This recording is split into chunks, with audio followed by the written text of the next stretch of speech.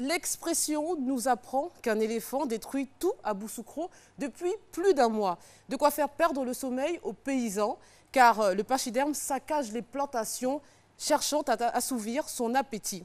L'éléphant dénommé Ahmed est aussi friand de bangui ou de vin de Pam, et les autorités locales semblent peinées, voire même dépassées par la situation, au grand désarroi des paysans.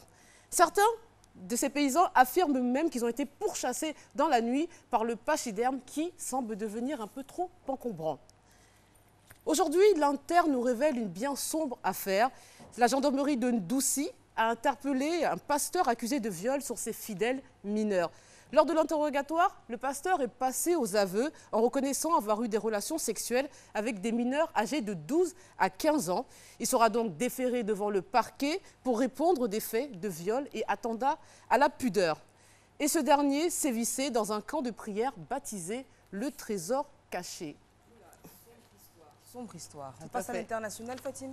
Et oui, le site d'RFI nous apprend que l'année 2016 fut excellente pour les milliardaires. Selon le classement de l'agence Bloomberg, les 500 personnes les plus riches au monde ont vu leur fortune augmenter en 2016 de 237 milliards de dollars. Avec en tête de ce classement l'indétrônable Bill Gates, le PDG de Microsoft. On y retrouve aussi Mark Zuckerberg, le patron de Facebook, et le Nigérian Aliko Dangote, qui est à la tête d'un empire dans l'agroalimentaire et le ciment. Et il se positionne en 112e place, à la 112e place.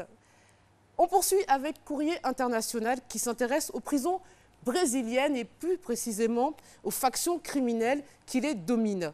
Pour preuve, dans la nuit du 1er au 2 janvier dernier, une mutinerie a causé la mort de 56 personnes dans une prison dans le nord du pays. Il s'agit d'un nouvel épisode dans la guerre qui oppose deux importantes organisations criminelles du pays qui se disputent la frontière entre l'État brésilien et le Paraguay, qui est la principale porte d'entrée de la drogue dans le pays. Le site d'information Kwasi.com évoque l'histoire d'un Gabonais qui a tenté de rejoindre l'Espagne à tout prix. Vendredi, la police espagnole a arrêté une Marocaine qui était en train de tenter de faire passer un jeune homme par la frontière entre le Maroc et l'Espagne en le cachant dans sa valise. Mais la supercherie fut découverte. Le jeune migrant de 19 ans a reçu une assistante médicale en raison du manque d'oxygène. On imagine. Alors, on va poursuivre avec l'insolite maintenant. Et oui, on finit comme tous les jours avec de l'insolite. Alors, à tous ceux qui pensaient tenir à leur voiture, vous n'aviez encore rien vu. L'histoire se passe en France et c'est à lire sur le site de la Voix du Nord. C'était le week-end dernier. Un jeune homme s'apercevant qu'on allait lui voler sa voiture a d'abord tenté de briser la vitre arrière, puis s'est accroché sur le toit du véhicule. Il a réussi à rester agrippé d'une main et de l'autre main d'appeler la police qui est donc arrivée. Et ça a été suivi par une course-poursuite. Heureusement, le propriétaire du véhicule a juste été blessé au genou. Mais je pense qu'on a trouvé la doublure du prochain James Bond. Je vous retrouve demain pour la titrologie et la revue de presse. Avec beaucoup de plaisir. Merci beaucoup, James Bond Girl. Yes. À demain.